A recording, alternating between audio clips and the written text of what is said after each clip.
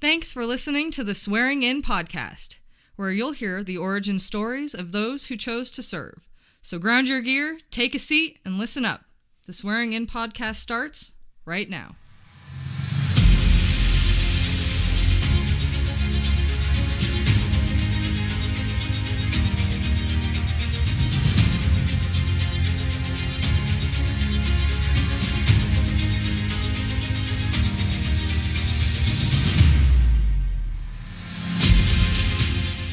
Hello and welcome to the Swearing In podcast. I'm your host, Marty Smith. I'm joined today by former Marine Corporal and retired Police Sergeant Graham Dunne. Graham was born in Liverpool, England. His family immigrated to the U.S. when he was 10. He graduated from high school in Colorado in 1987.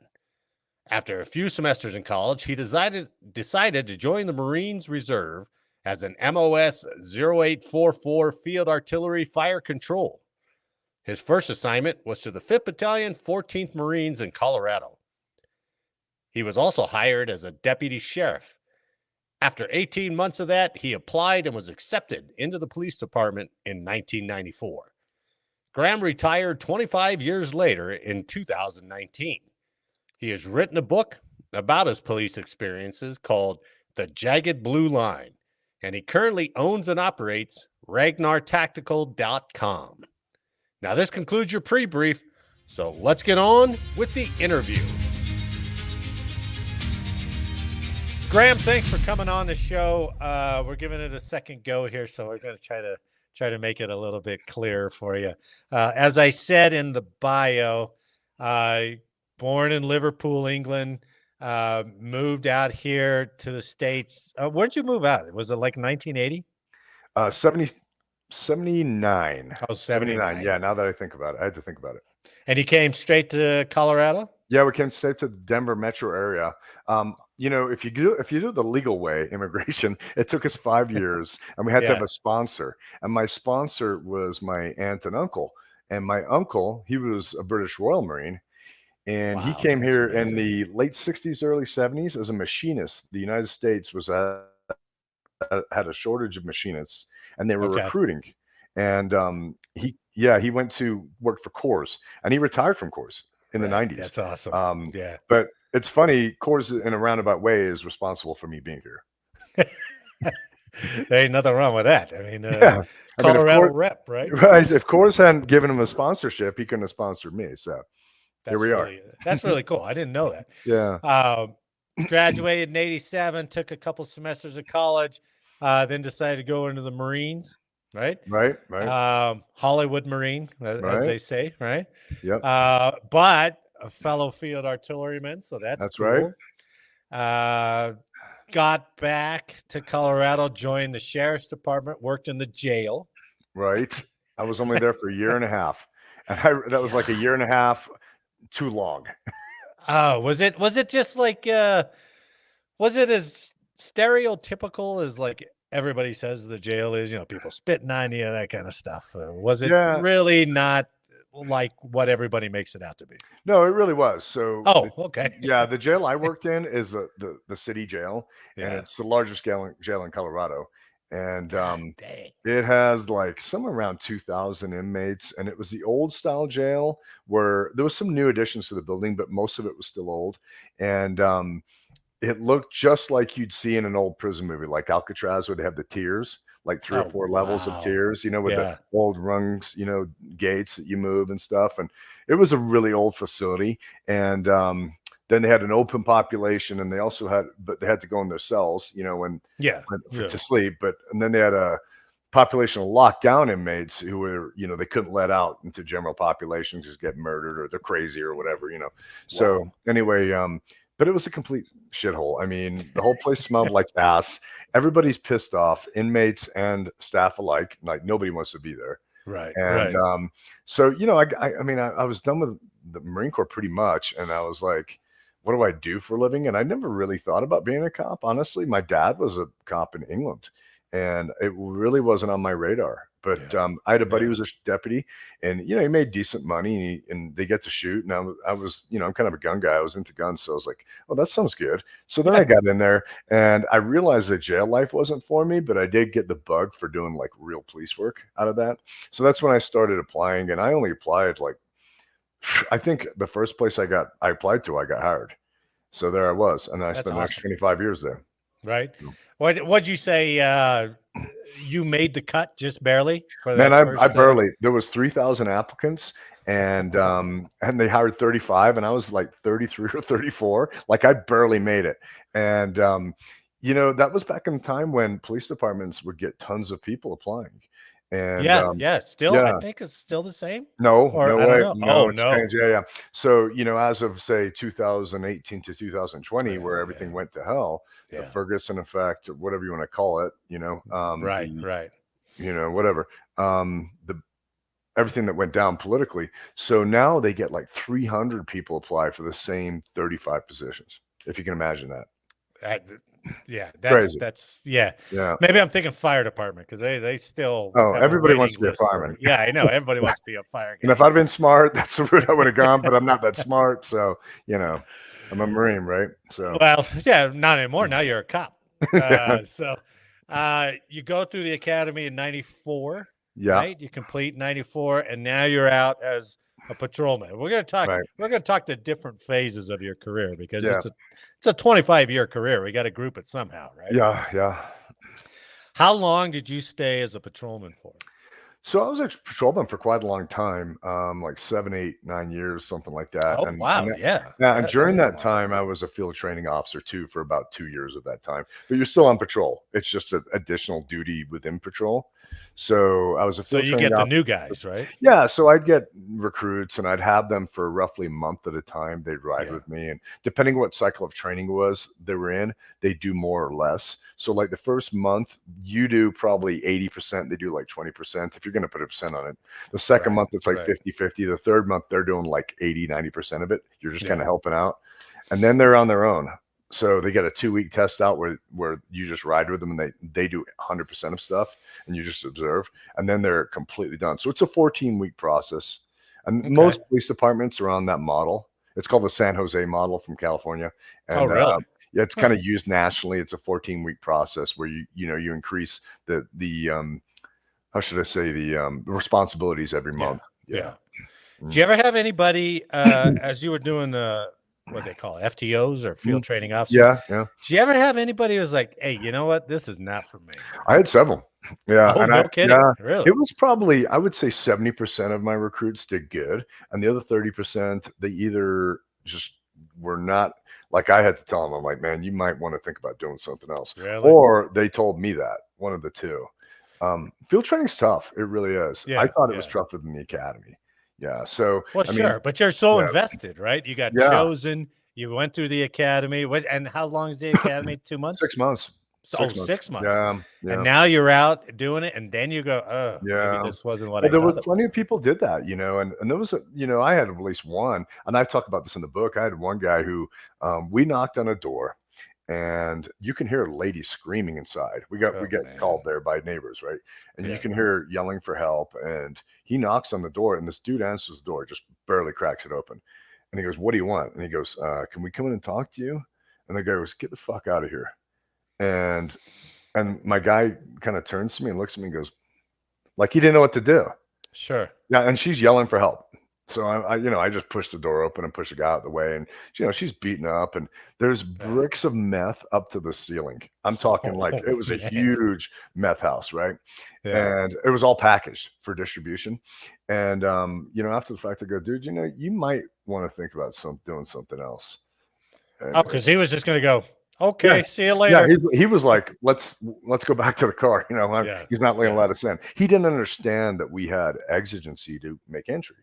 Yeah. Right. I mean, there are exigent circumstances to a constitutional, to get a warrant, basically. Okay. Yeah. Okay. So exigent circumstances in the Constitution. One is somebody screaming for help. Oh. That'll do it. Yeah. You don't need to go get a warrant in that case, right?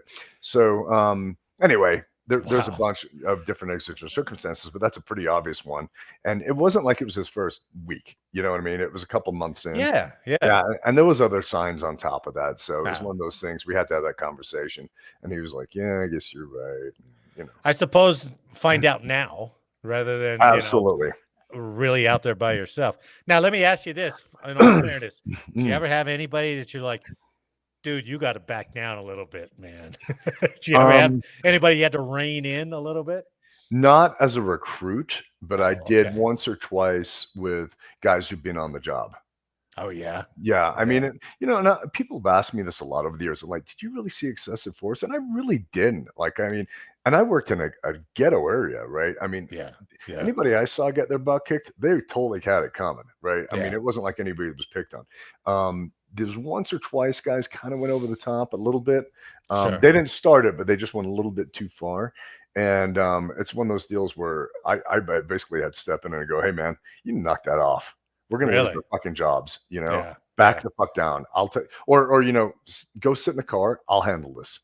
Cause I could tell they were like losing their temper, and I get it. I mean, we can all lose our tempers at times. I mean, think about this. Like, I mean, I don't know if you got kids, Marty, but I mean, when you're with your wife, there's times when your kids are growing up, especially as teenagers, where like you're losing your shit and your wife goes, "Let me handle it," or vice versa. Your wife's losing her shit and you go, "Let me talk to him." Just, Sure. go That's hang a out for a pretty good minute. analogy. Yeah, and it's kind of the same. I mean, we're all human beings, right? And so we all have the potential for letting our emotions get the better of us. And that has happened to me a couple of times where I've had to. I don't remember everybody doing it to me, but I've had to do it to another couple of officers. But nothing outrageous like that you hear about. Yeah, like Nothing crazy like eyes and frothing at the mouth. And I just No, can't get nothing like that. Nothing like that. How did you have that control? Did you always have that, or was that something you learned? You know what? I am pretty good with self-control. Now, it doesn't mean that afterwards I don't stew over it. Like I go back and I go, and that eats me like, man, I really wanted to punch that dude in the face, but I bit my tongue and I walked away. But that's maturity, right? And the older you get, the better you get at that. I think when you're, I mean, you're supposed to, but when you're young, I mean, that's when you kind of let your emotions get the better of you, right? And I can't say that 25 years, 30 years ago, I didn't say something that I probably shouldn't have, and maybe didn't get in somebody's face when I should have just walked away from it, something like that. But by and large, I was pretty good. I mean, well, no, I was pretty good about watching my temper, and there was plenty of people who needed a good slap, and I just walked away from it. Oh, really? Oh man, I mean, people will talk to you like you're garbage. I'm talking. They'll get in your face, and they'll call it, and they'll pick on any personal thing they can think of. And so, let me get this from you. Then you joined in '94, right? You stayed as a patrolman. What'd you say? 7 years, 7, 8 years, something like that. Yeah. So you didn't even touch patrolmen with what they've had to go through over the last 5 years, right? No, I think that I really lucked out. Like I retired in August of 2018, and it was like perfect timing. After I left, I was like, oh man, I couldn't have timed this better.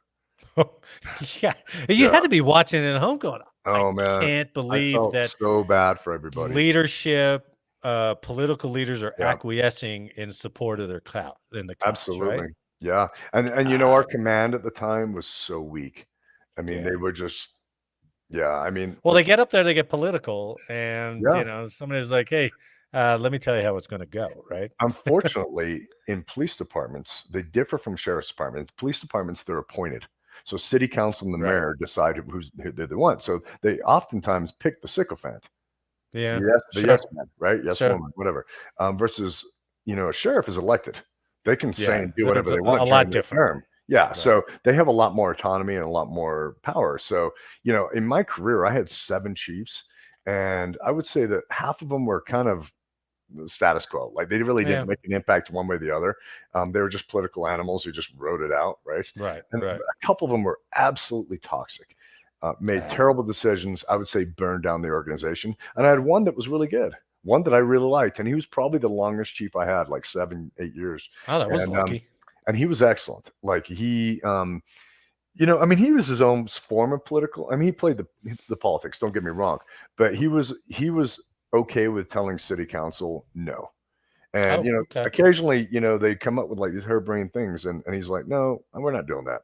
That's not our job, whatever. Right. Or let's say, for example, a police officer was in the news for something, and they're like, everybody's complaining, you need to hammer him. And he's like, I've looked at what happened, and they actually didn't do anything wrong. I refuse to. I'm not going to hammer somebody, Wow. So he would stand up to them, and, I really respected him for that. And I'm sure he took a beating behind closed doors, but Yeah.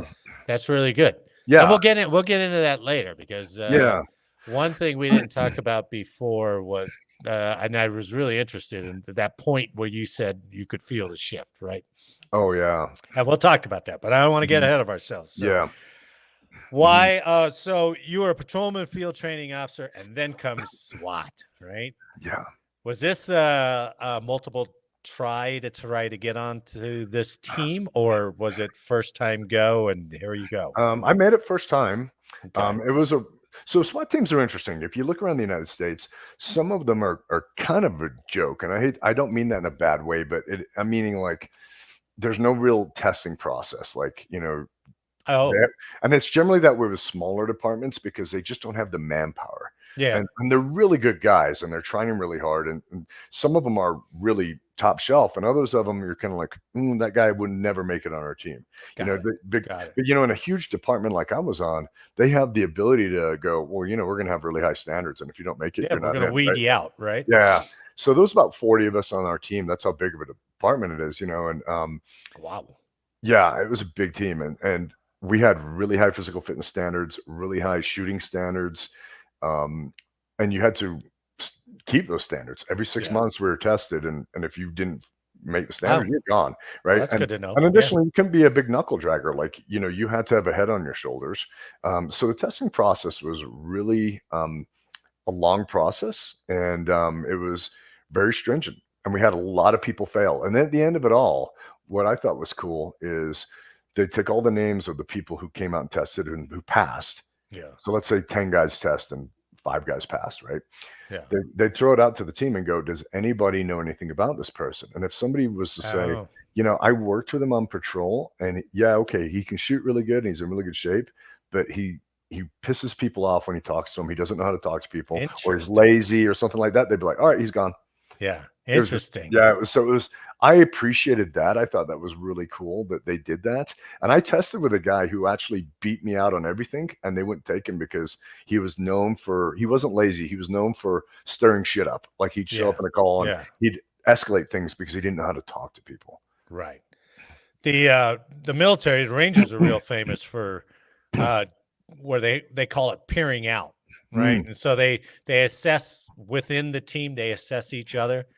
And I think I think they do it twice. I'm going to screw this up, but let's just say they do it twice within their course. And if you fall like towards the bottom or at the bottom twice, then they let you go. They dismiss you from the course, because there's, just like you said, they can shine when they're the leader, but maybe when they're not and they're the follower and they're slacking off or something like that. So instructors don't see everything, but you guys see everything. Or you're an individual, not a team player, for example. Things like that. Yeah.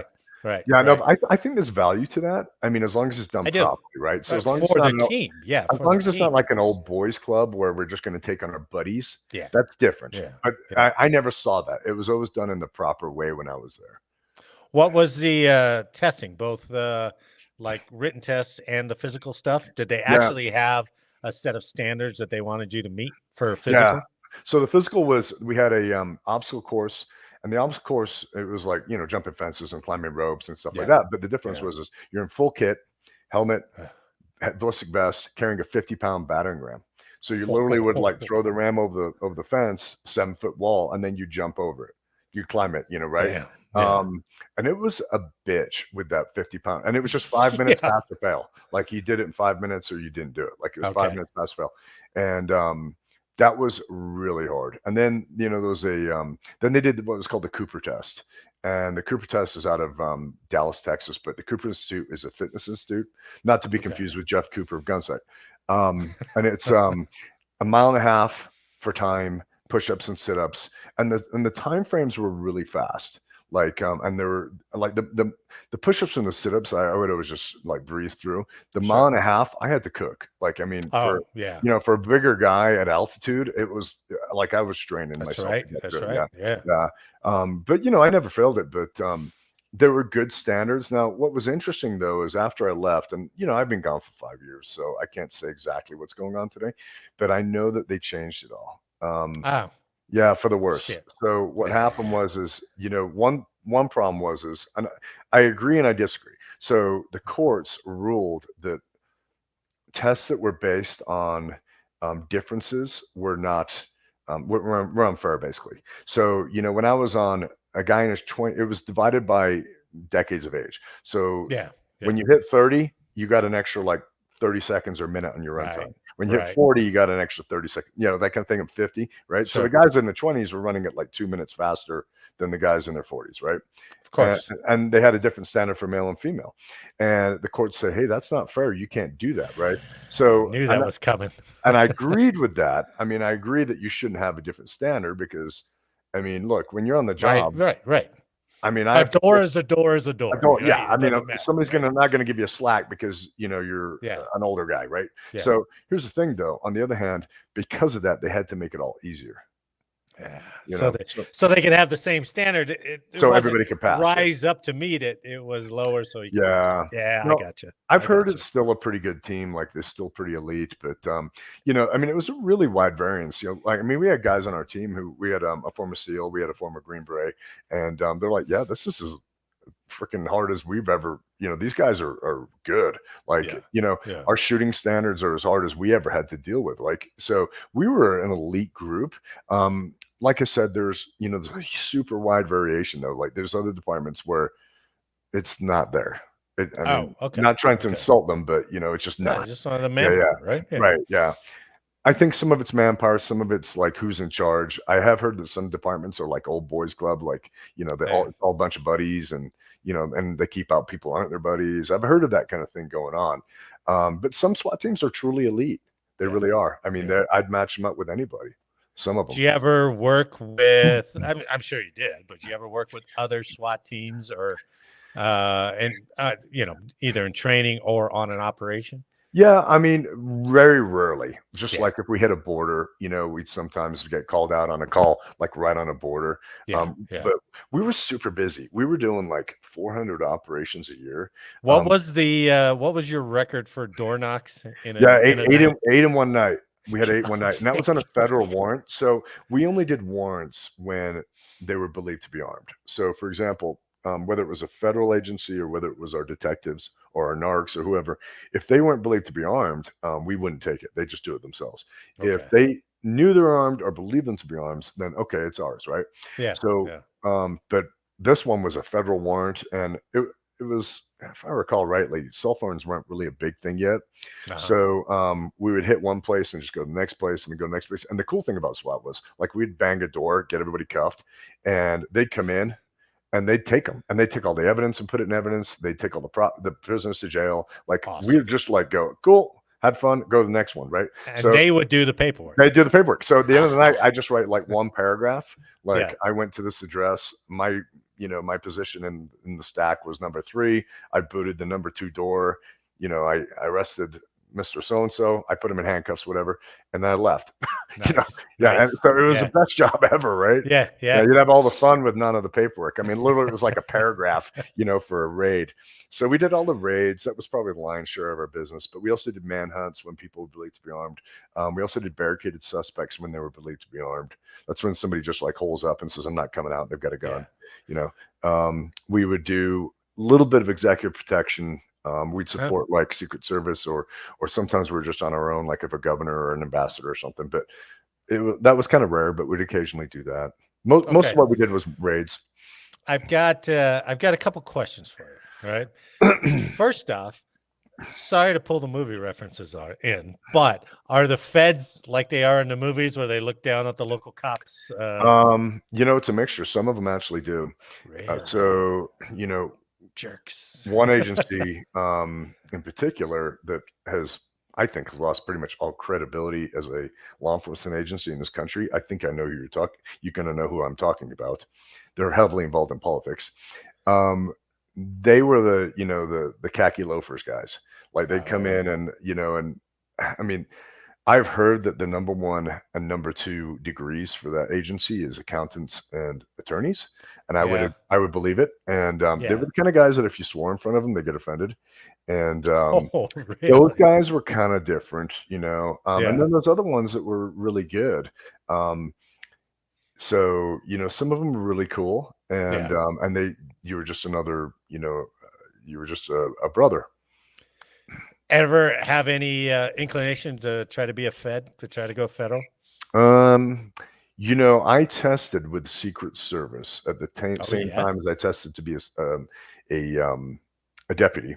Yeah. And I was in the final stages. I almost got hired, and I'd gone through the polygraphs and the psychs and everything. And the sheriff's department offered me a job first.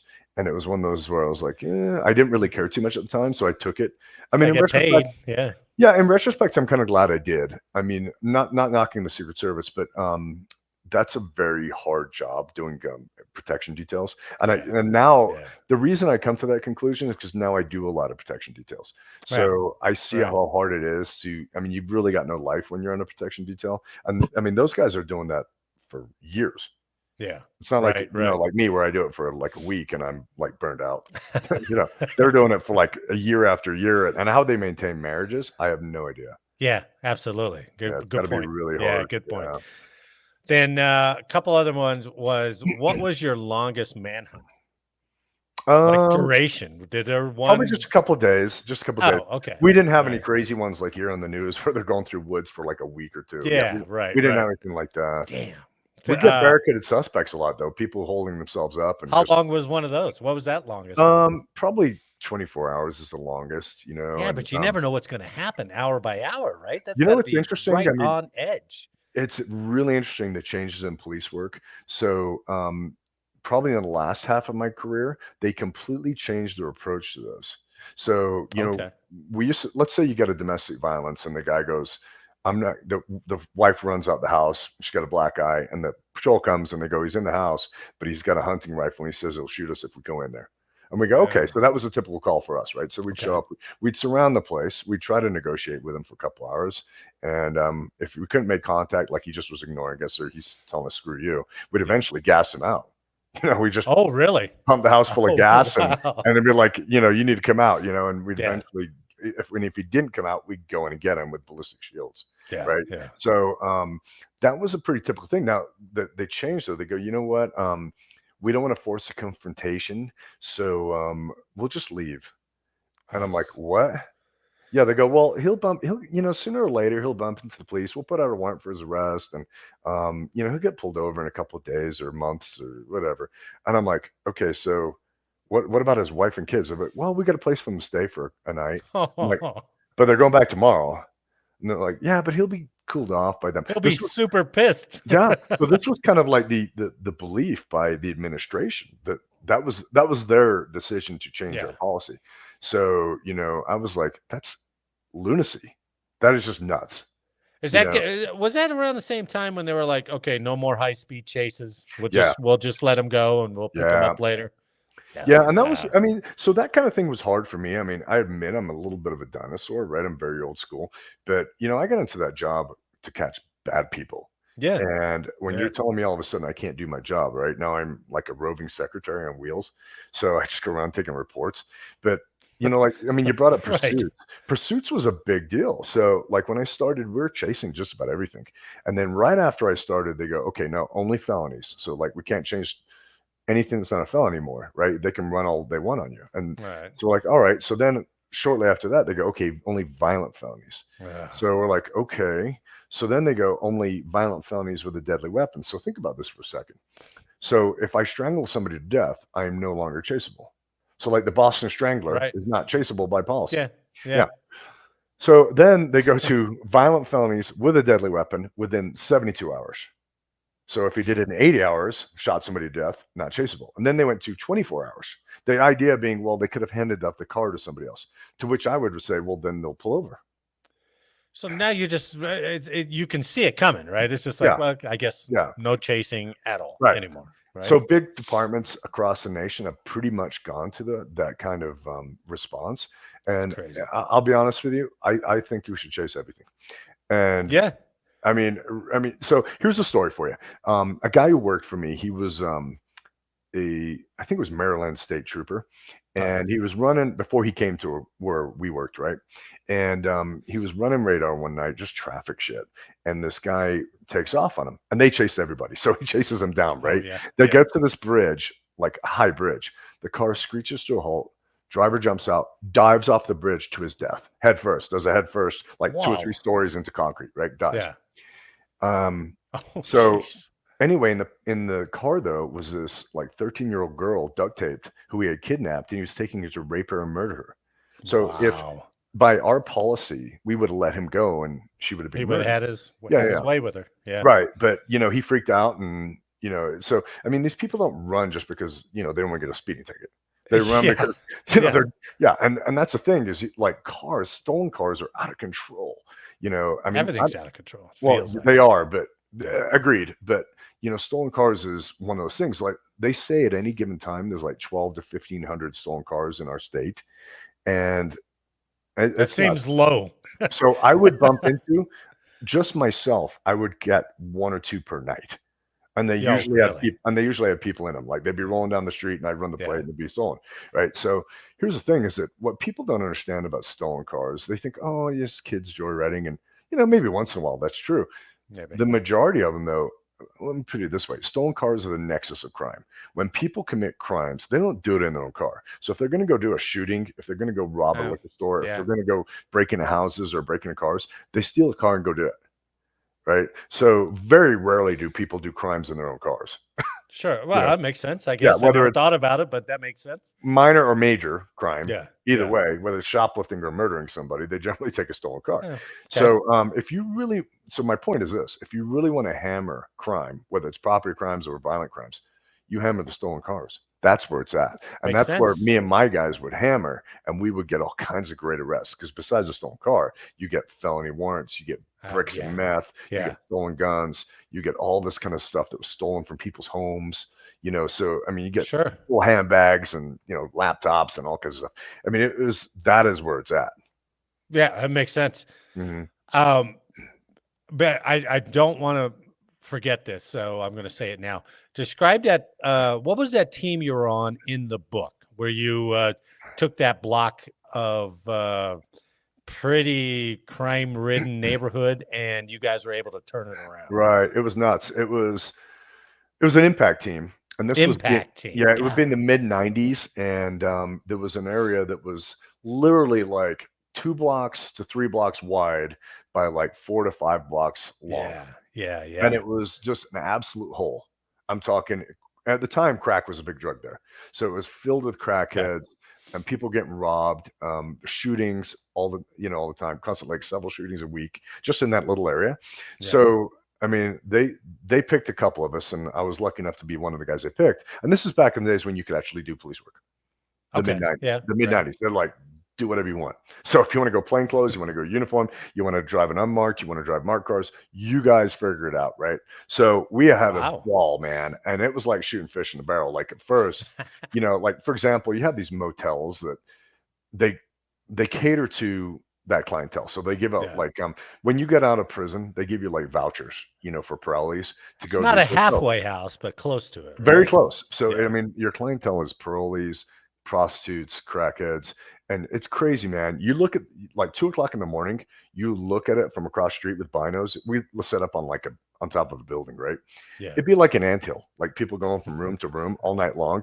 I mean, it's crazy. So anyway, one of us would set up, and we'd literally call him out. Okay, the dude, on the corner there, he just handed off to the guy wearing the black shirt and the blue jeans. He's walking eastbound, grab him, and we just zoom in and get him. And it was all night long. So it was nuts though. So it was crazy. After a couple months, it died. We were arresting people so much. And, what's really crazy about criminal elements is they know where they're safe and where they're not. Like they know where they get attention, right?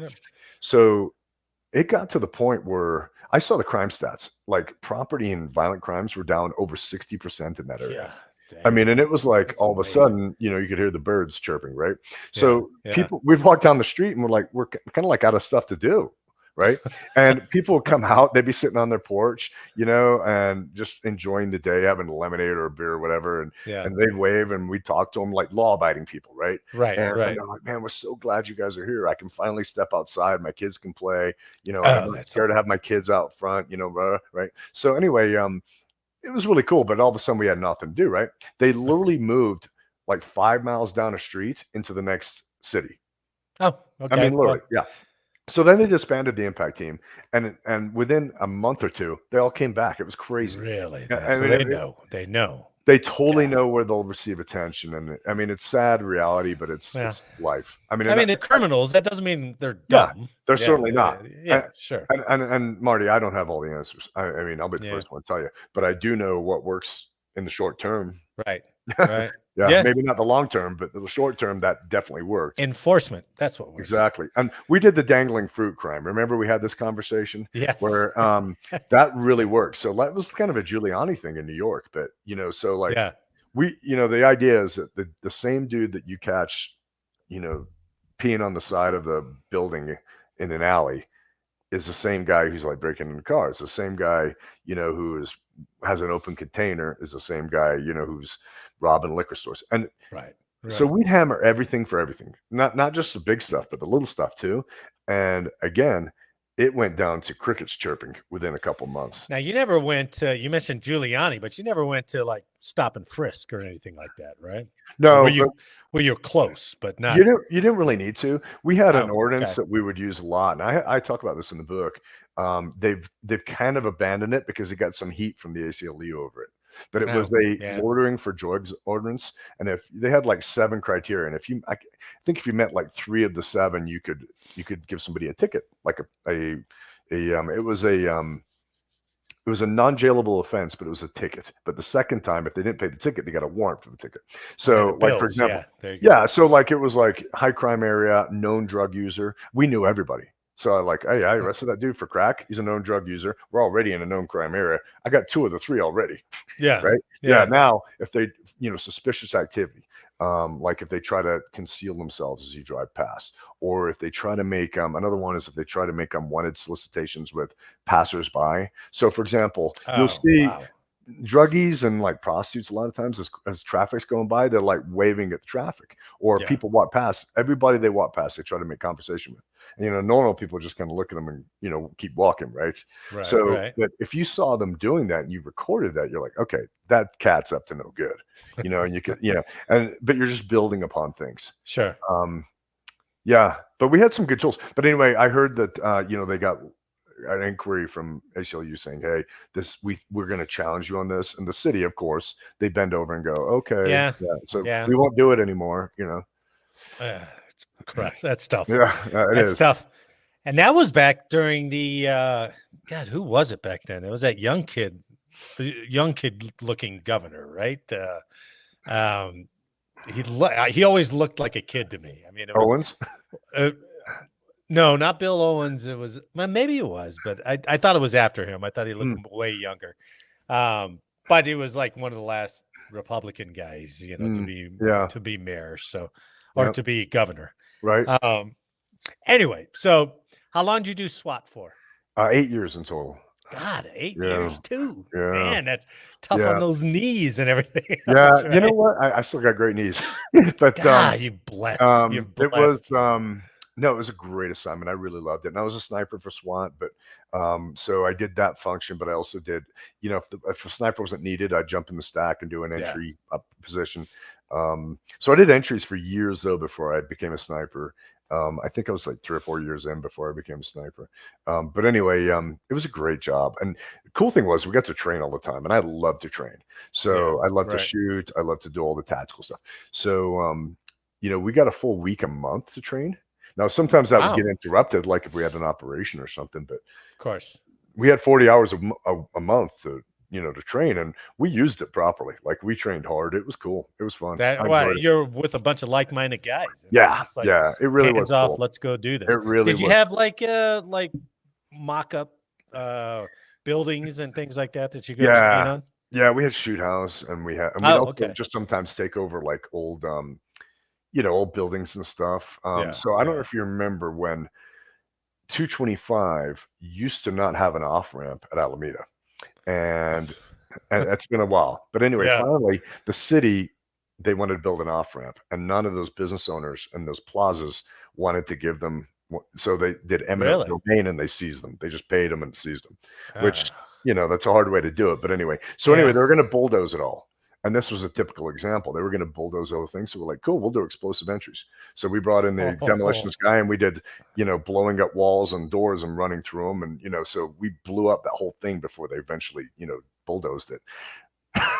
Wow. So you got to, that was the kind of stuff we got to do. It was super fun. Yeah. Yeah. That's awesome. Yeah. That's awesome. I mean, we did a story where the military cops were getting that pneumatic door opener.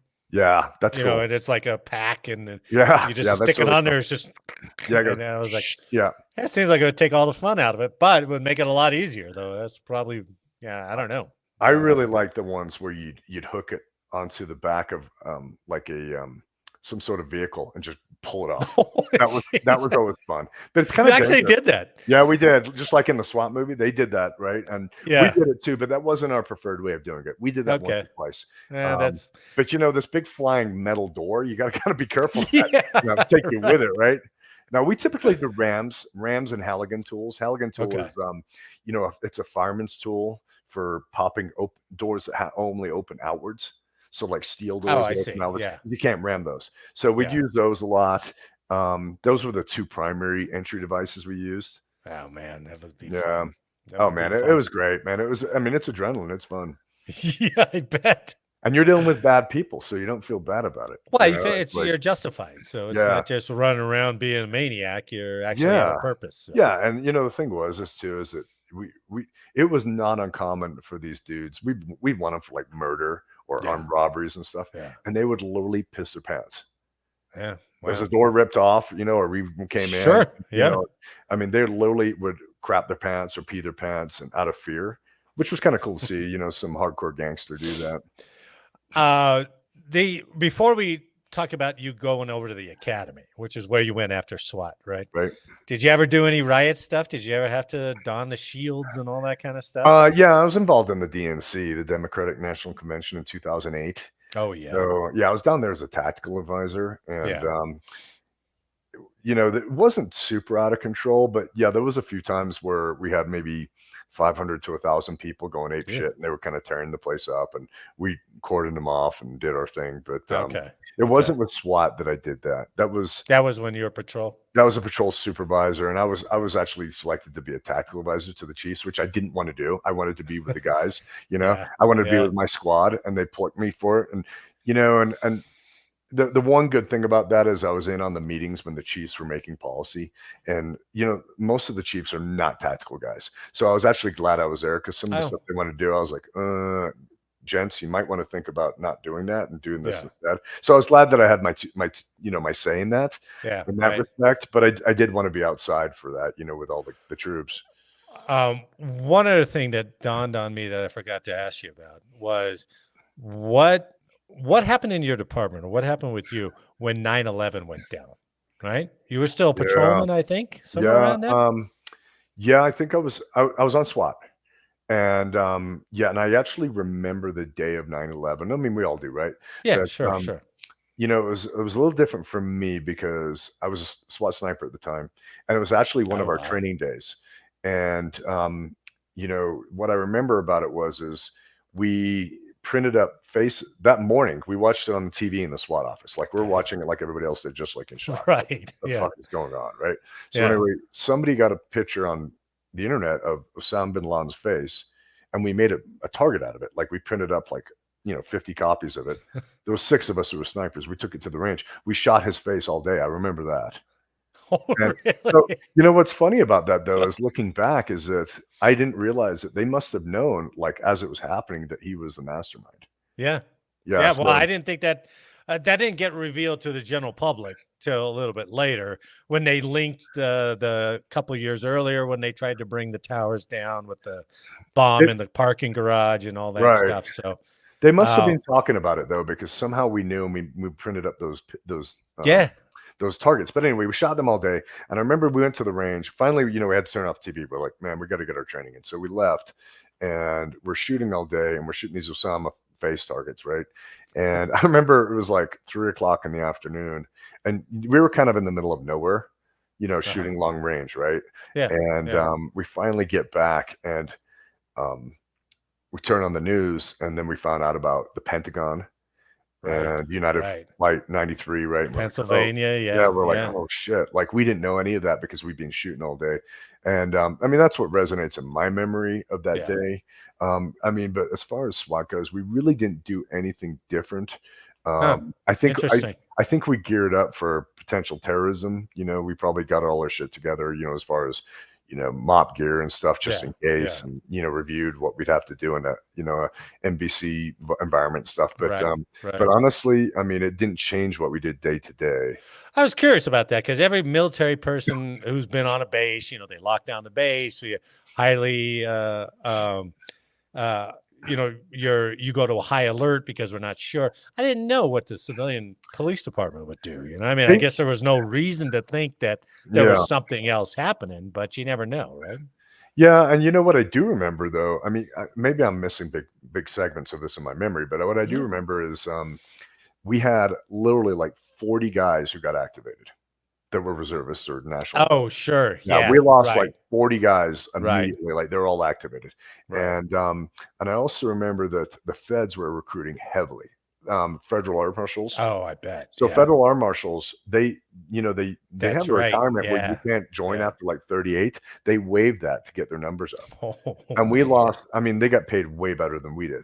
So we lost, I remember like 2 dozen guys go, I'm going to be a federal air marshal. Just right off the bat. Yeah, they just left. Yeah, and they became a fam. Yeah, including a really good friend of mine. So anyway, I mean, more power to you, right? But I thought about it. I was like, it's probably pretty boring though. And he confirmed it was. He's like, yeah, we get paid really well, but I mean, I've like had to do something twice in the last 2 years, and one of them was a drunk and one was a guy I followed, it was like, it didn't sound like very engaging, And I don't know how many flights you got to go on. I mean, you talk about not having any home life. Oh man. Yeah. I mean, we need them. I'm not, of course. Down. Yeah. It needs to be there for sure. And then there probably needs to be a lot more of them, but yeah. Anyway. Yeah. Wow. Interesting. So, okay. Now you're off SWAT and you're going to the academy. Do you have to apply for that as well? Or do they come down and pick you? No, so in a big city police department, you apply for jobs just like you're applying for a job in the private sector, and you go through a testing thing. I mean, I remember the academy testing was you had to teach a class to the instructors. You go in there and they go, you got 15 minutes to get an outline, write it down. We're going to look at your outline and then come in and teach us a class on whatever you want to teach us on. Yeah. And I was like, oh, okay. So, and I went in and I was already a firearms instructor by that time. And I'd already helped out at the range as an assistant. So I already had like a clue what I was doing. I was teaching a little bit of martial arts on the side too. So it wasn't like teaching was new to me. And, that was probably why I was interested in the job. So anyway, so yeah, I got that job and I stayed there. Wait, before we go into that, what made you like, okay, I'm done with SWAT, I'm going to the academy. What made you make that decision? Oh, well, actually, there was a little time delay in between because I promoted off SWAT. Oh, so, okay. Yeah, okay, I understand. Yeah. I hit sergeant and I had to leave. They didn't have another sergeant billet on SWAT. So they had like, I think 3 or 4 sergeants on SWAT at the time, and they were all filled. So they're like, hey, if one of these guys leaves, you can apply and come back. I was like, ugh, yeah. So that was so you had to go somewhere, right? That was a bittersweet part of it. So they immediately sent me to patrol. And I was on patrol for at least a couple of years, and that's when the academy. Okay. And I was like, cool. I put in for that because I've always been big into training. Love to shoot, love to train. Look how you've taken all those little elements and you made your business, which we'll I feel very blessed. I mean, my life, without thinking about it, it went in a perfect direction. How long did you do the academy for? So I was at the academy for 8 years. 40 hours. God, another That's all I 8 did. years. Yeah, all I did 40 hours a week was train. That was it. And Wow. talk about a great job, man. I mean, all you do is shoot, work out. Yeah. You know, Yeah. you roll around on the mats doing jujitsu. I mean, yeah. I mean, you have to teach a lot of academic classes too, like constitutional law, municipal law, and then a bunch of really wide variety of stuff like geography. You know, I mean, they have to learn the streets, and we'd actually Oh, go out yeah, and sure. drive Right. around and stuff like that. You know, Right. so Right. there's a really wide variety of stuff that they teach. There's probably 20 different, academic classes, but all this there's three skills they teach at the academy: driving, Okay. um, arrest control, which is kind of like combative self-defense, handcuffing, control holds, stuff like that, Yeah. and then firearms. Those are the three skills. God. And you got to do that for 8 years. Yeah, and the one thing that I never taught was driving. I never got certified as an instructor in that, Oh. and it was kind of intentional because I love to drive fast like everybody else, but what I didn't like is being the passenger while somebody else is driving fast. So I learned really quick when you're going through like a road course, like chasing another car, and you're Yeah. the passenger, you're like, and you're like looking for the ocean at the handle, you're Yeah, like, I'm right. like, we're gonna flip, right? So it's not. You think, I mean, you have to be a special individual to be doing 100 around a Yeah. road course, bumping into cars, and be Yeah. just sitting there going, yeah, okay, go a little faster, speed up, slow down, right? That wasn't me. I was like, nah, I'm gonna pass on that one. So I gotcha. they had driving instructors. I did the arrest control and I did the firearms. That was my Did thing. you I mean, what's after sergeant? Lieutenant, right? It is, and I never tested for lieutenant ever. I was asked several times by the chief's office, would I take the test? And in retrospect, that's one of my regrets. When you Oh, look really? back, yeah, Huh. because I mean, I would have had a way better retirement. Everything was based on your pay Oh, grade, yeah. Right. and Right. additionally, it would have probably kept me a little bit out of trouble. Like Huh. sitting behind a desk, whereas rather than going out, always, being in the middle of everything. So. But would you have really been able to take the nature of that job? Sitting behind Yeah. the desk for however many years, So there's a huge difference between military ranks and police ranks. So, I mean, if I was to give you an example, a sergeant is more like a sergeant, lieutenant, captain combined. Yeah. Okay. Yeah, Makes sense. Makes or sense. more like a sergeant lieutenant, I would say. A lieutenant is more like a captain major. Right. Yeah, and then you But get you're in the commander. office, right? Yeah, I mean, you're pretty much behind a desk. Now, I mean, Yeah. even a patrol lieutenant, I mean, yeah, they get to go out on the road once in a while if they have some free time, but they have an inordinate amount of paperwork. So they're sitting behind the desk constantly making schedules and reviewing reports and just, so whereas a sergeant is kind of a road supervisor. You go out and your Oh, office is okay. your car. So, Yeah. I mean, yeah, I have to review a lot of reports and stuff and gotta, maybe do some scheduling here and there, but I can do it in my car on my computer and respond to calls with my troops. So I'm Okay. still out there, being active. And that's what I loved about being a sergeant. Yeah. So did you retire out of the academy? No, I went back to patrol. And, Oh, man. it was funny that they offered me more time at the academy.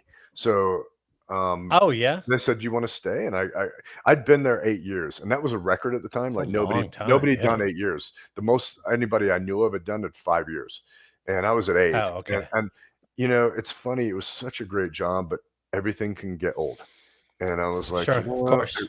I Of course. really miss being in uniform and chasing bad guys, and that's what I signed up for. And and I go, I think I want to rotate out. So they rotate at the end of every year.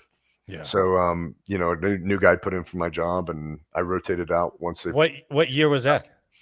I left the academy, I think somewhere around 2011, 12, somewhere around there.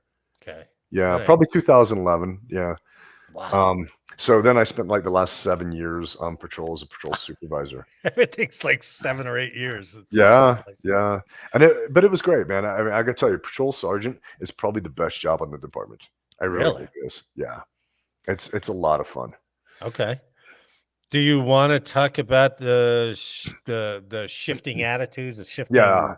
what you felt? Yeah, I mean, it really changed, and I mean, Marty, I really try not to get political. No, That's I why understand. Yeah, I'm, yeah, I yeah. understand So that. I'm going to do my best not to. Okay, Yeah.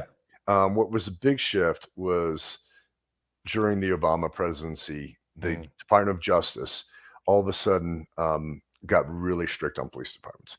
So they started doing what's called consent decrees, and consent decrees is if it really was happening to all the big departments in the United States. The small departments really didn't feel it, but the big departments, if you had, let's say, too many complaints to Department of Justice and FBI for, say, racial profiling or excessive force or stuff like that. You mean against the department or against the an department? officer? Okay. Yeah, against the entire department. Yeah. So, it doesn't matter that you have a humongous impoverished area in your city that has very high crime, that's going to have a lot of fights and a lot of complaints and a lot of, use of force, right? Compared to, say, a middle class or upper class neighborhood that has very little. But anyway, a federal judge would slap a consent decree on you. And what it is it's a court order. And what happens is a team of attorneys comes in from Department of Justice, and they completely scrap all your rules and they rewrite your rules. And their rules were very draconian. So I'll just give you an example. Yeah, I mean, like the pursuit thing was part of that, but also like use of force. So, for example, as a patrol sergeant, let's say one of my guys had to kind of wrestle around with a little guy bit and put a guy down and get him handcuffed, but he's not injured or anything. They'd call him and they go, "Hey, Sergeant, just to let you know, I had to dump this guy. He's okay. He doesn't have any bumps or bruises or anything, but just letting you know." And I'd be like, "Okay, if he doesn't have any marks, just take some photographs and put them in evidence to show you there's any marks. Really detail it in your report, and that's good enough." Now, look, if they hit him with a stick or something, I'd drive over there and I'd take a look for myself, but if it was something minor like that. So anyway, the new rule was if they put their hand on somebody, just put their hand on somebody, a supervisor had to drive to the scene. I had to take photographs of the person. I had to ask them, "Would you like medical assistance? Would you like to make a complaint?" And a lot of times guys are like, yeah, I do want to make a complaint. Yeah, I didn't even think about that. Yeah, I want an ambulance. Cool. Yeah, I mean, and these guys had to have a mark on them, right? And they're as healthy as me and you, right? They're just like, yeah, right. So, and they'd be like, and I'd have to take, either way, no matter what, I had to write a report. That report would go through the chain of command. Now, at first, they had it go directly to internal affairs, and the internal affairs they included they increased their staffing like 5-fold overnight, and they still couldn't keep up with it. So then they go, "Okay, this isn't even working." So then they send, "Well, you have to send it through the chain of command," and they can say if it's good, it comes back down, or if it doesn't, it goes to the internal affairs. So here's the thing: is that it just got ridiculous, and the byproduct of that was really sad was, for starters, I felt like my whole night was just driving from place to place, taking photographs of bad guys and asking them if they're okay, if they want to make a complaint. And none of these people had anything wrong with them. Very rarely. Of course not. But as soon as you ask them. Yeah. And as soon as word gets out, they're all like, make the they're playing the complaint, system. Right? Yeah. Yeah, sure. And then the other part of it is my guys they came out and told me, they go, we're kind of like scared to touch people because we don't want to give you the work, or we're not telling you because we don't give you the work. And I'm both cases, I'd be like, "No, I'm getting paid to do this. You need to tell me. Yeah. And if you need to touch somebody, you touch them. We'll deal with it later.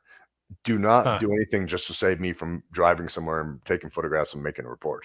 I mean, this is a liability thing, and I want you to be safe." Right. So, but it's really putting people in a hard position, right? So they're still pretty much under those rules today. And so it's kind of the point where guys are like, "Well, fuck, I don't even want to touch people because, it's this huge deal every time I grab somebody." Yeah. Yeah. God, that's so frustrating because you see it. You can't stop it. Right. You can't do anything about it. Right. I mean, it's basically people who know nothing about police work, and they don't know anything about the conflict you have to engage every day. And and also that they're kind of on the other side, like they don't like or trust the police, and they're making the rules for the police. So, I mean, not to say that police don't ever do things wrong. Sure they do. Of course, absolutely. I mean, you're talking about 700,000 people in this.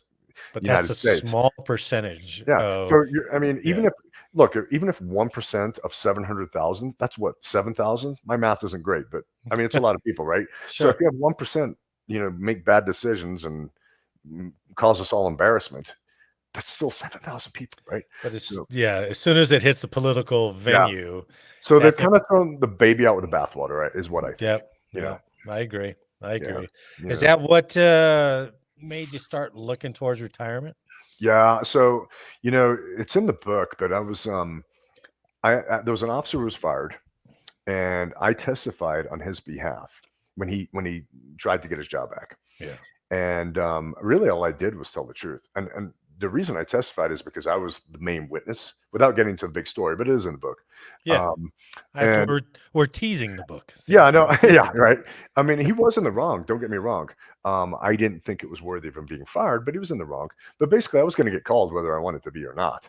And so basically, I go in and I tell my side of the story and what I thought. They asked me what my opinion was, and I said, well, I think this, But anyway, after that, started receiving a lot of attention.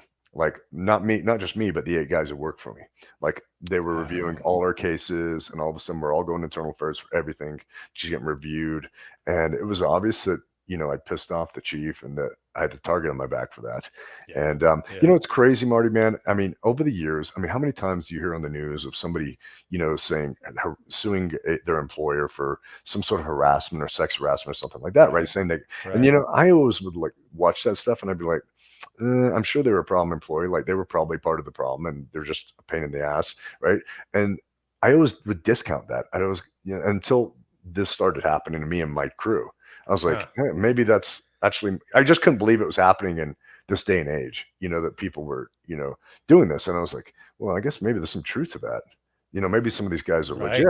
So anyway, so we had kind of a rough year, and in the end, that was kind of the catalyst. It was kind of like me starting to get, this job has changed so much. I'm risking my life, like, it seems like every day for, a public that it seems like wherever I go, people don't like us. I can't turn on a football game without them protesting me. They're protesting me, my profession. I can't watch a sporting event anymore. I can't, my own bosses don't support us. They're out together. That's the worst. That's the worst right there. Yeah. And I mean, and not to say there's a lot of people in the public who really do support you. They're kind of course the they do. I think the majority probably does. Yeah. Yeah. They're the silent majority though. Right. Yeah. So it was one of those things where I was like, I still love the job, but I was like, what else can I do? And so I retired pretty early. I retired at like 50, 51. And, and so I've been on my own now for 5 years. I did 1 year, contracting as a trainer. And then the other 4 years I've been living off my own business. Is that when COVID hit? Yeah. But COVID was actually really good for my business. Panic. Right. Yeah. That's what.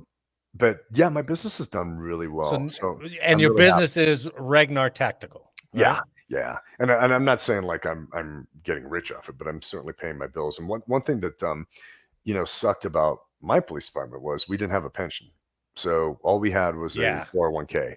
So, I can't even touch that 401k for another 3 years unless I want to pay a penalty and correct with the taxes. Right. So, I haven't touched it at all yet. And, I've been living off my business and I enjoy my business. Like I meet great people and I have a good time with it. Well, now Ragnar Tactical, it's primarily firearms classes. Right? Primarily, yeah, we do some other stuff, but that's the lion's share, yeah. And I'm looking at your website, which hats off to your IT guy, because he got that about a minute later. Oh, did he? Did he fix it? And I was like, oh, look at that! Good. Already up and running. Good. But you do tell those who don't know. I'm just going to go through your big headers, all right, on your front page. So you got basic pistol and permit. Yeah. Right. So you have those classes to get to basically to buy, right? Just to get a permit. Or to level 1, right? Yeah. So my level 1 permit class is one and the same. I am one of the few people in Colorado who's already in accordance with the new law taking effect July 1st. Yeah. House Bill 1174. So I'm already verified for that, and I'm already meeting criteria for that. I do a full 8-hour range day for my basic permit class. I don't believe in these permit classes where you go sit there for 2 hours and listen to a lecture and they hand you a certificate. Yeah, and it's just a moneymaker right there, right? So you actually take them through. So that's good. Yeah, that's good. So unfortunately, so many people, they think they know what they're doing, but they really don't. No, so, right. Yeah. Oh, they play Call of Duty, so they know how to reload. Right, they saw John Wick. Yeah. Since you mentioned that, I think one of the coolest things they ever did. I know you can't. Maybe you could. Maybe you're big enough to do it. Where he loads it, but with one hand he slides back to check. Yeah, it's a There's no way my hand would ever do Oh that. no, it's actually pretty easy. It's a Is it chamber check. really? It's a chamber check using the optic, and basically you're bringing it up using your trigger finger to pull back on the optic so you can see inside the ejection port. Yeah, it's actually pretty easy. It looks really cool. There's actually a better way of doing it, but that does look really cool. Oh yeah, it's got the sexy factor to it. Yeah, right. Yeah. Going down your list, you have advanced classes. Talk to me about your advanced classes. So I do level 1, level 2, level 3 handgun. Okay. I do level 1, level 2, level 3 carbine, which is mostly ARs, but occasionally I get like an AK or something obscure like a Galil or an HK or Sabor or something. But it's probably 95% ARs. And then I have a combat shotgun course I do. Yeah, I have a level 1 and level 2 precision rifle, which is long range stuff. Okay. Those are and I do a level 2 pistol red dot course. So red dots are becoming the future, right? I mean, the U.S. military has gone to them. Most big police departments have gone to them. You know how to find that red dot, which is a big problem for people. Most people get a red dot, and you ask anybody who could put a red dot on a pistol, they'll always tell you, I come up and like I'm searching, like where is it? You know, and I teach them how to find it properly and quickly, and also what to do when it fails. And so that's my red dot course. Yeah. And by the end of the day, people are like really comfortable with the red dot. Like they're finding it quickly every time they present. That's really cool. Things I never even thought of. Yeah. I never even thought of them. So. And then my non-shooting classes is I have an edge weapon seminar I do. I have another class called Gunjitsu. And that's a name I came up with myself. I came up with it in conversation. I was like, man, that's awesome. So anyway, I've been a jiu-jitsu guy on and off for the last 28 years. And I just basically how to draw while you're being attacked, how to draw from really like compromised positions, like you're in a bear hug, you're in a headlock, you're on your back, stuff like that. And it's all with blue guns. It's not real guns. We do end off the day though with some scenarios with airsoft guns, like putting some live stress. But it's all the stuff that people should practice, but nobody practices. I mean, most people don't even really think about it, right? You know, what if I'm getting punched in the face while I'm trying to draw my gun? What if I'm getting slashed with a knife while I'm trying to, so we actually go there. And then on top of that, I do some tactical class. Like just yesterday, I taught a rapid response class for active shooter scenarios. Like I was going to ask you about that. Like 1-man, 2-man, 3-man response. And then I also do a medical component for penetrating trauma. You know, what we know as tactical combat casualty care. Wow. That too. So I have a bunch of church and school security groups around the state. And I typically give them 2 days per year to fulfill their insurance requirements. It's usually 1 day on the range with a qualification. And the qualification is not easy for them. I look at it this way. If you're protecting kids, you should be at a basic level. So my qualification for the school security people is way harder than the one for just getting a permit. The one for getting a permit is pretty easy. But the one for, if you're going to protect kids or a church, you should have, some basic level, right? We shouldn't be handing a gun to anybody. So I do that for them and fulfill their training requirements every year. And that's really, I love doing that because they're good people. They're out. Their goal is to protect their kids and they're passionate about that. And I love being a part of that. Do you have a staff? I have some assistants. Oh, okay. Yeah. Right. And I go by ratios. Like, once I hit a certain number, I hire a second guy. When I hit a number above that, I hire a third guy, is more, especially on the range. With all that you offer. Yeah. God, you gotta be busy all day long, it would seem like. I suppose it comes and goes, right? Well, I suppose it does. Most civilians want weekends. So the church and school security groups I'll do during the week. But classes open to the public, I do them on weekends. And so I usually teach 2 classes a week, and I might do a private lesson during the week. So I do one-on-ones for people. Some people, they just don't want to be in a class for whatever reason. And then I have some people who are really high speed. Like I got some competition guys, and I've been a competition guy for 25 years. So they'll be like, done it all. They'll be like, hey, can you just nitpick me and just see if I'm anything clean up? And it might not be marksmanship. It might just be like the reloads are a little slow. Or getting it out of the holster is a little bit slow. How can we improve their efficiency, right? Yeah. So, hey man, I'll work on whatever people want to work on. I love to train. Has anybody ever hired you to come out to their, like, say they want to I want to be trained on an active shooter, but in my building? Have you ever gone to a building or to a school and go, where are my liabilities here? And actually, I recommend that. So like for the church groups and the school security groups, I recommend we use their buildings because that way we get accustomed to the buildings. Yes, and I can kind of look at it and go, look, if it was me, I would dominate this hallway. I would take this room, whatever, I can kind of talk them through it, Right. Right. Very cool. Yeah. So that's the best way to do it. Really, it is. Well, I know we could go. I don't know what else you want to bring up.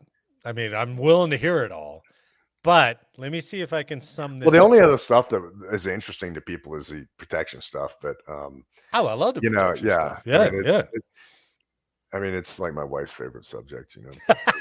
She's always wanted to know who I'm protecting and stuff. But well, the personal protection you're talking about, yeah. But I already know you're not going to tell me any juicy stuff. So yeah, I mean, I can tell you a funny story, but I mean, that's about all. Okay, go hit me with it.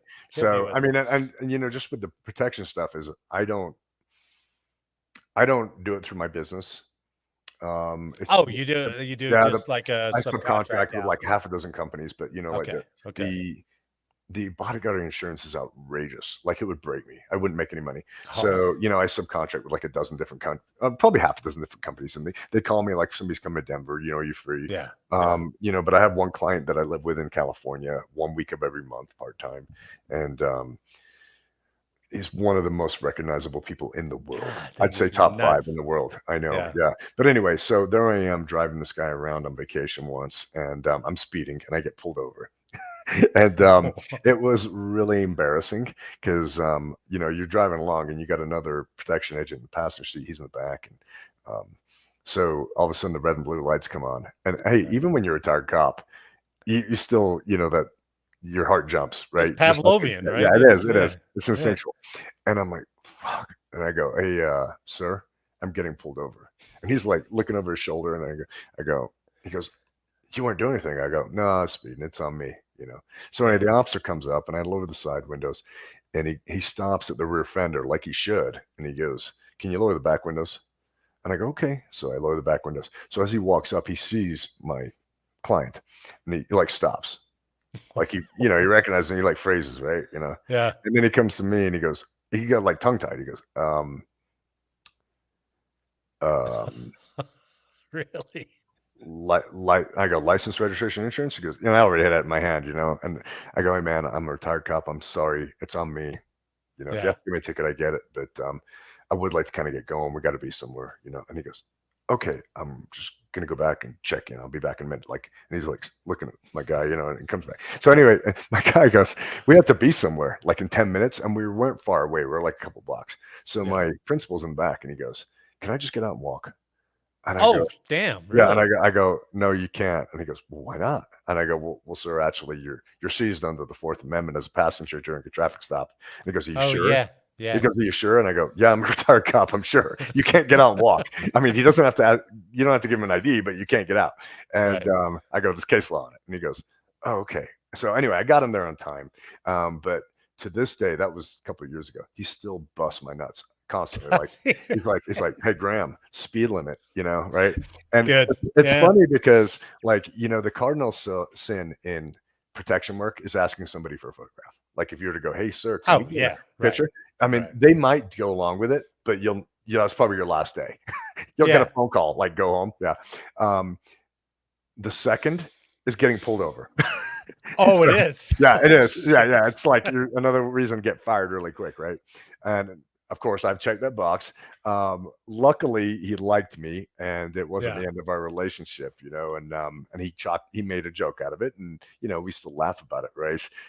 Some of the other guys with me, they're like, who are on the detail with me, they're like, man, he must really like you because you could have easily gotten fired. And easy. Yeah. It was funny, but so there's been little things like that, but the protection work, it's just kind of a side thing. My main thing is training. That's probably 70-80% of my income is training. The protection work is on the side, just extra cash. It's kind of hard to turn down though, when people offer it to you because it pays decent. Yeah. Well, one thing I haven't mentioned fully yet is Graham has written a book. When did you publish it? When did that come out? Great. Yeah, the old book. It came out July, somewhere like literally the same time of this year. Yeah. So literally within a day of the Trump assassination. I think really? I came out like the day after, I think. Really? Yeah. Really? So if that gives you a timeline. So I think that was July, maybe. Anyway, it was pretty recent, right? Well, that I wanted to talk all the way through that so we could throw the book the Jagged Blue Line. I will have the link in the description for this show. RagnarTactical.com. I will have that link in the show.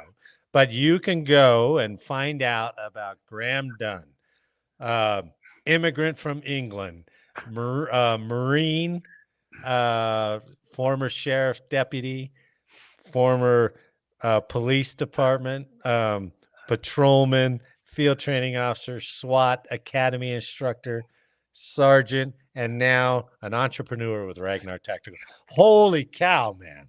That's amazing. Yeah, it's been fun. It's been a fun ride. But one thing I did want to add is on the book, The Jagged Blue Line. You can find it all on Amazon, but I did do my own Audible. And I was listening to it. I had it professionally done. I went to a recording studio and they did an amazing job. They made me sound so much better than I actually sound. And it was quite the task doing your own Audible. I had no idea what I was getting into. You're sitting in front of a microphone for, I think it took me 11, 12 hours. God dang, I'd do like 2 or 3 hour sessions at the studio. I'd have to drive downtown to do this. Yeah. And then they edited it all up, but it came out to 4 hours and 20 minutes. That's great. I've had people listen to it, and you know what? So far, everybody's really enjoyed it. And I ask people, I'm like, if you don't like it, please tell me. I want to know, if there's any parts you don't like. And everybody's like, man, I couldn't stop listening to it, couldn't put it down, whatever. And I really appreciate that. It's very humbling. And he looks nothing like his voice. That's what the first thing I was like, whoa, I thought you'd be a lot meaner looking when you were on your voice. So I thought it was great. Thank you. Graham Dunne, I hope we got it all. If we didn't, we can do another part here. So you let me know. But it's been an honor and a privilege to get your story. Thanks for coming on the podcast. It's been a blast, man. It's been a blast hearing about your career. I've enjoyed talking about it. Thank you so much. On behalf of Graham Dunne, I'd like to thank you for listening today. I hope you enjoyed the show, and if you did, please leave a like and a comment and share the podcast with someone else. And as always, make sure to download the next episode for more service origin stories. So until next time, on your feet, dismiss!